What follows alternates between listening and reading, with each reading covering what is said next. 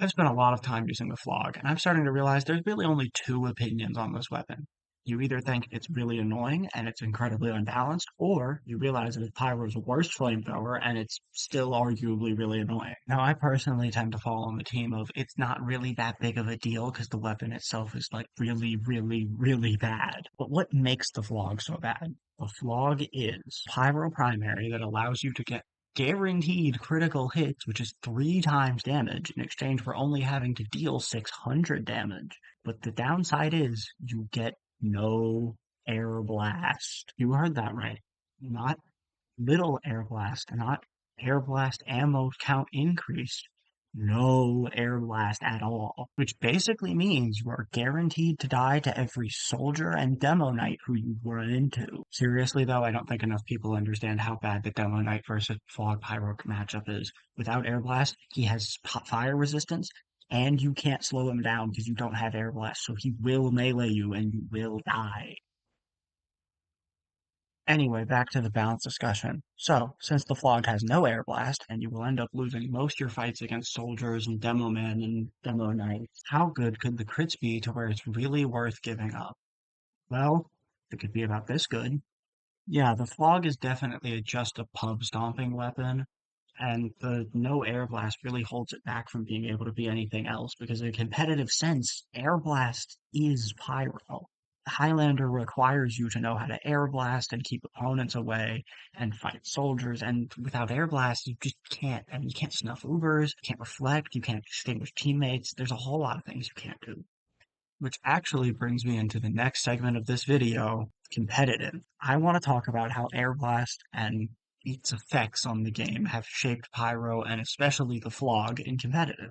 Or at least above casual games. It might be pickup games, but you get the point. So, where to begin with the Phlog in competitive?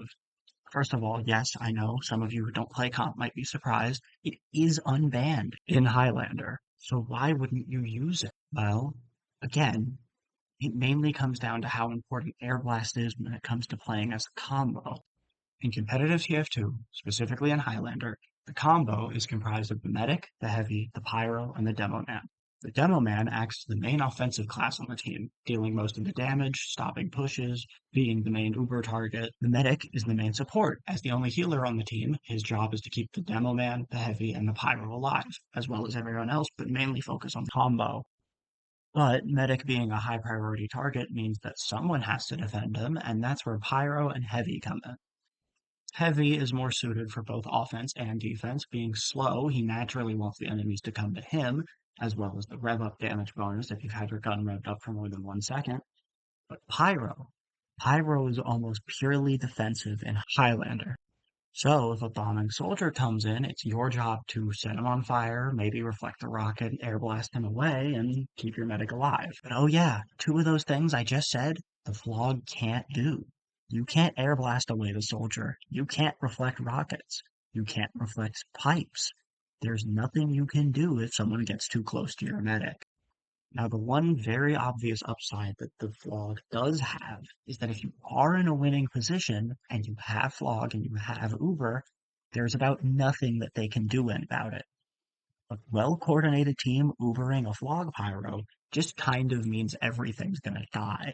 Phlog Pyro is invincible and has 3 times damage at the same time. But overall, it's not really worth it, because even in the rare situations where you're winning, it's against a team you already would have pub stomped anyways. Speaking of which, ever heard of a transition before? Yep, that's right, I just segued you right into the next part of the video. Pub stomping. Now, this is the main thing that the Phlog is really good at, and I mean really good at, all because of one mechanic. Pocketing. If a half-decent pyro and a half-decent medic end up working on the same team and communicating, well, there's basically nothing you can do. A stock Uber on top of a Phlog Pyro's charge lasts the same amount of time, plus its invincibility with free damage. What are you gonna do about it? Unless you really expect your casual teammates to understand that they need to hide behind cover, find a sentry gun to hide behind, maybe get a pyro to air blast the other pyro, then I don't really think you understand. There is nothing in the game that will stop you. You can't take damage, you have triple damage. It's a win-win. And also, I think that this is where most of the Phlog's reputation as being a really annoying weapon comes from. The Phlog itself is really bad. Like, you die a lot when you use this deck, but if you have a pocket medic, then you take less damage in encounters because you'll be healed the whole time, and if you get Ubered, it's just free kills. And it doesn't surprise me that the Phlog works so well with medic. I mean, he already sold his soul to the devil once. What's to say that he won't just do it again? And I will say to all the medic players out there, it is okay to heal a Phlog Pyro. There are moments where I would be playing the Phlog and a medic would have clear line of sight of me. They'd have Uber and I'd have Phlog and they'd choose to Uber someone else.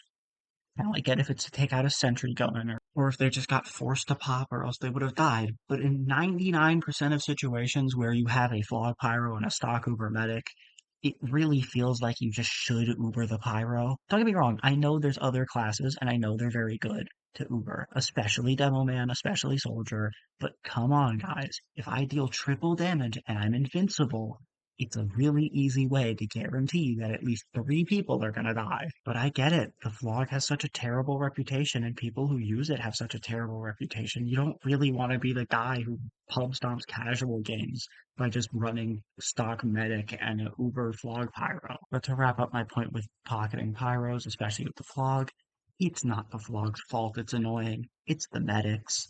Like, the Phlog is annoying to fight when they're pocketed, yes, but that's true of every other weapon in the game. It's not the weapon that's making it annoying, it's the pocket medic. Well, that just about sums up today's video.